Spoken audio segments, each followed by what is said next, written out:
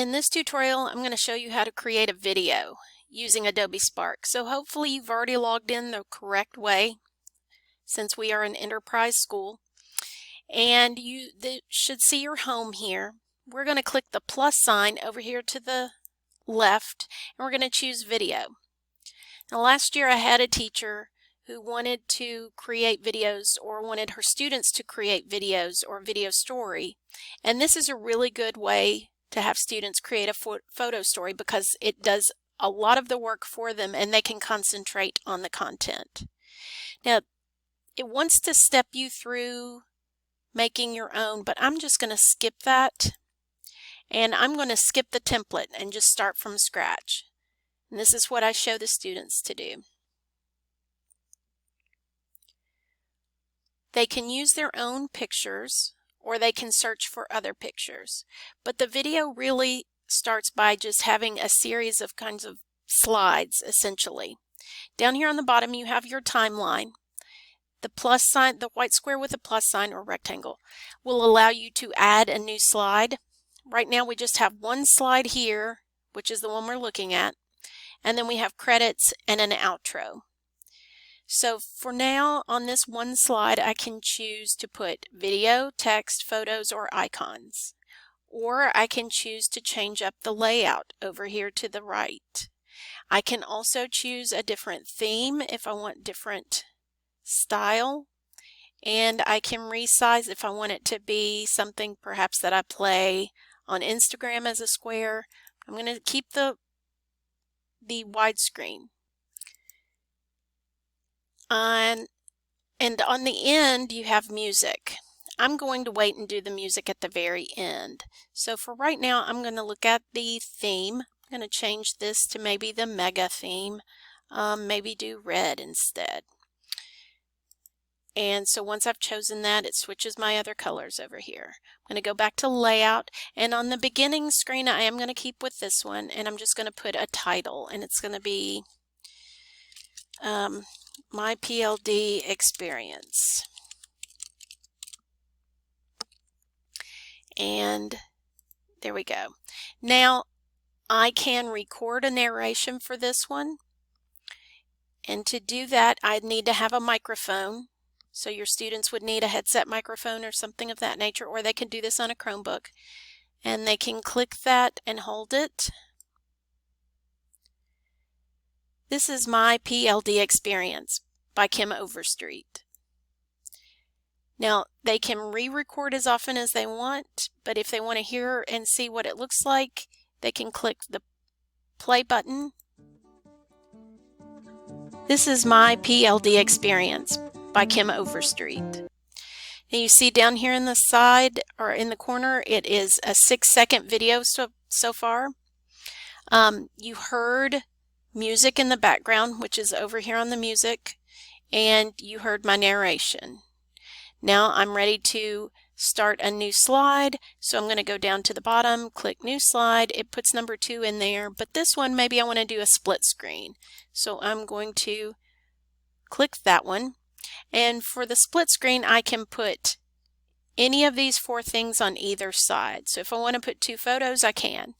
I'm going to choose Find Free Photos, and I'm going to look for student, or maybe I want desk. And so when I put it in there, puts that picture in. I can, if I decide I want to switch it to the other side, I can swap those two. And then over here maybe I want to put some text.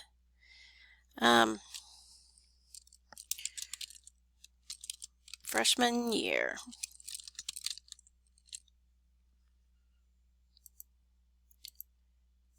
Now you can make that smaller, you can make it larger, and you can again swap those to different sides if you like the color different over there. And maybe you can record some narration for this one as well. Again, you keep adding slides and you just choose what you want. If you have a photo that you want to include that is your own, then you click the photo button. when you go to the photos, if you're already in free photos, you just click back. And I want to upload a photo. And in this case, I'm on a computer, but if I'm on a Chromebook, it would go to my Google Drive, and I can look for pictures. And maybe I have PLD pictures, and I'm going to choose the hallway. So I put the PLD picture on there, and perhaps I want to look at the layout of this one. I want to have a caption. So here's my caption.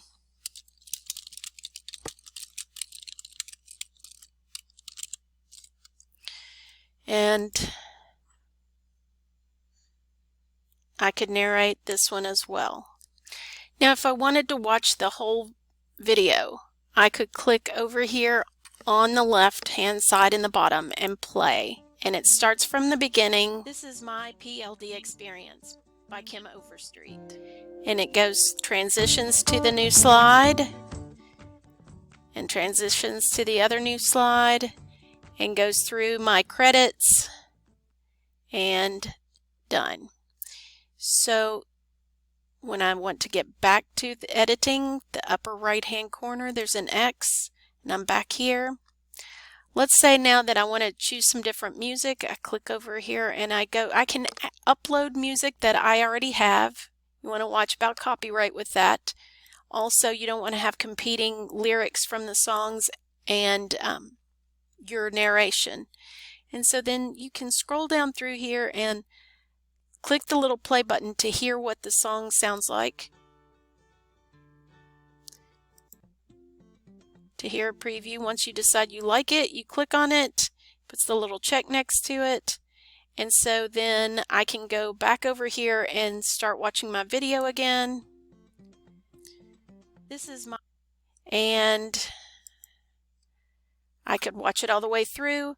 Let's say that I want to add some more slides. I can click. Now notice I had this slide selected, so when I hit the plus sign it put it here, but I want this one to go after the empty halls. So all I have to do to that is click, hold, and drag it and drop it after the halls. Then I want to change the layout. This one I want it to be another split screen. I'm going to put 2 photos this time, so I'm going to put a photo over here that is a student and a photo over here that is a, I don't know, a flower.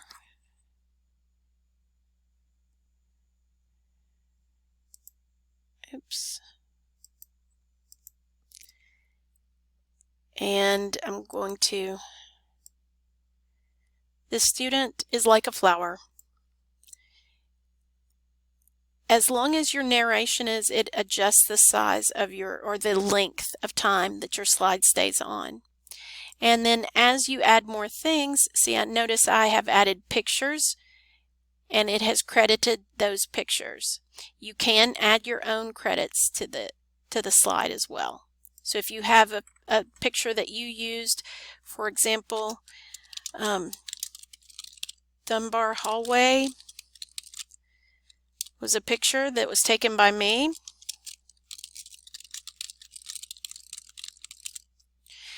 And if I uploaded my own music, I would include that as well. Again, I could go back and watch the whole video. And once you are finished and you are ready to share this video, you can download it, which will take a while. Now it finished downloading, and it's down here in my downloads folder as an MP4, so I could go to that folder and find it and share it that way. But if I'm just having my students create these and I want them to share it with me, then perhaps the easiest way is for students to click the share button and to publish their video. Give it a title and a subtitle if they need to, and they create a link. And once that link is finished, then your students would share that link with you. So they have the link and they just copy it and they can paste that link into a Canvas assignment submission, or they can email it to you. They could embed it in a web page. They could share it with Twitter. Lots of different ways to share that video. But that way they don't have to download it and keep it anywhere, and it's just published on the Adobe Spark page. So I hope you found this useful and helpful, and let me know if you have any questions.